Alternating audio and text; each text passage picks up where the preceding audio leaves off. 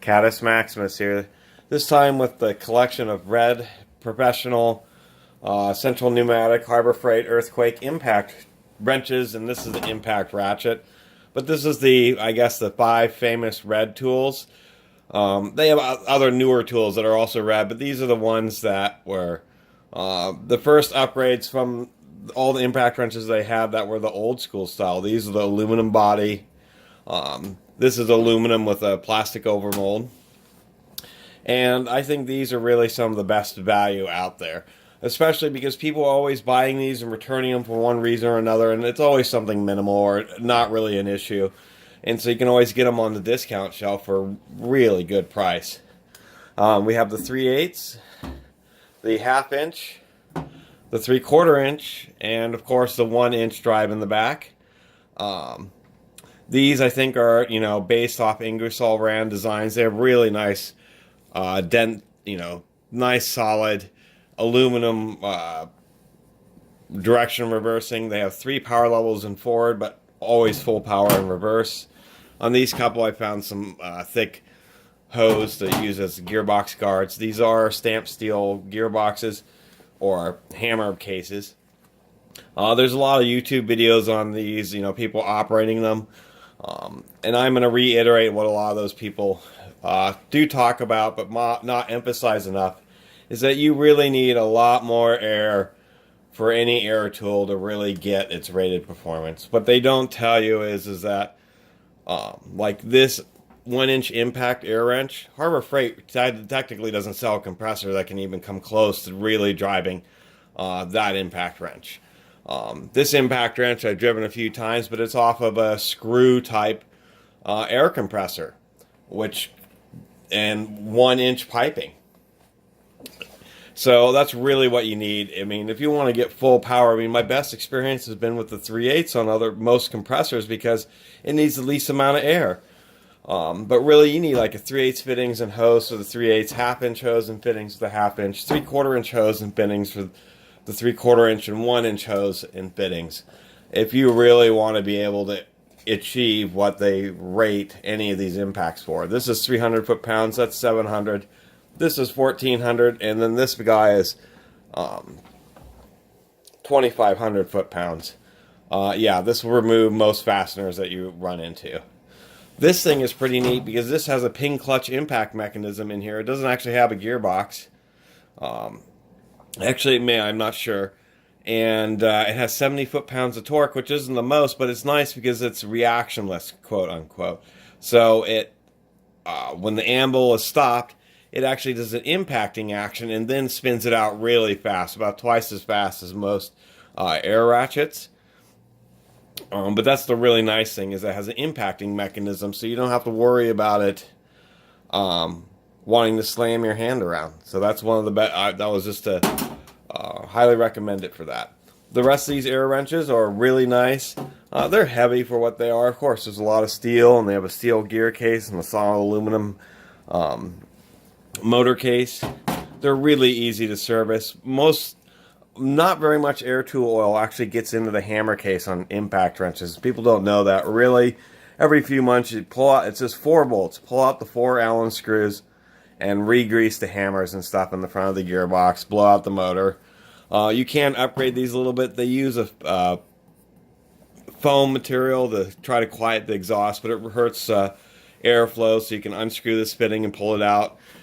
It actually looked like old pieces of Brillo pad. That's literally. One thing I did notice is you can order this piece from the 3/4 inch, and it looks like it would fit in the 1/2 inch to increase its power. Hog ring anvils, and they seem to work great. One thing about the comments online about this 1 inch wrench. Here, let me get these out of the way.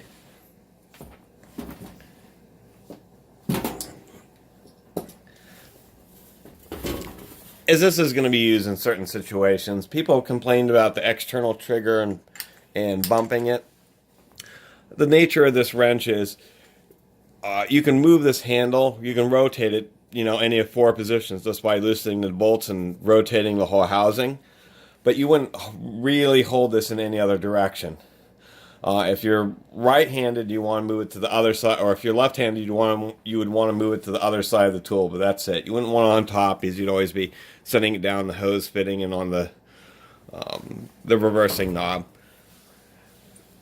So this is known as a rocking dog impact. It's interesting that the different sizes of impacts use different mechanisms. These are known as the ubiquitous twin hammer.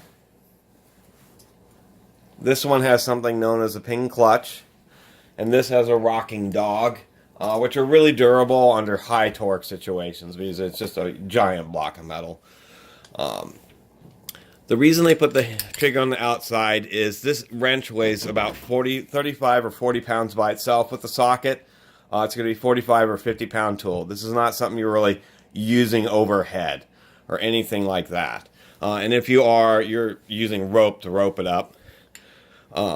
It's because when you're working on lug nuts or holding it horizontally, you can hit that. If you're holding it in a tool that's this heavy, trying to get your hand in there and accurately pull the trigger, and it looks like it actually could be moved to the other side because there's a cutout. It's much easier to get it on the fastener and then hold it against the fastener and then impact like that.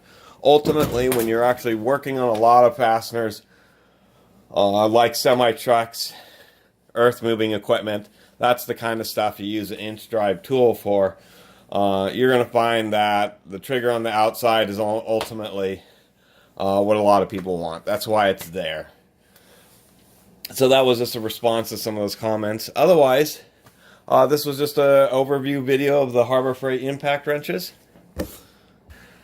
There we go. So just overview video of the Harbor Freight impact wrenches, and that they're actually pretty nice for the money. And if you are patient and visit the store relatively regularly, most of these tools will show up as an open box, and you can save quite a bit of money. I mean, it's unbelievable. The price of all these tools you can have for just what, like a really nice 1/2 inch or a decent 3/4 inch, premium brand. A Snap-on 3/4 inch air gun is going to be hugely expensive. And you get all the power that you need, and that's kind of really the deal with impacts, is people are worried about getting just a huge amount of power out of their 1/2 inch or a huge amount of power out of the 3/8. It's not really what it's meant for.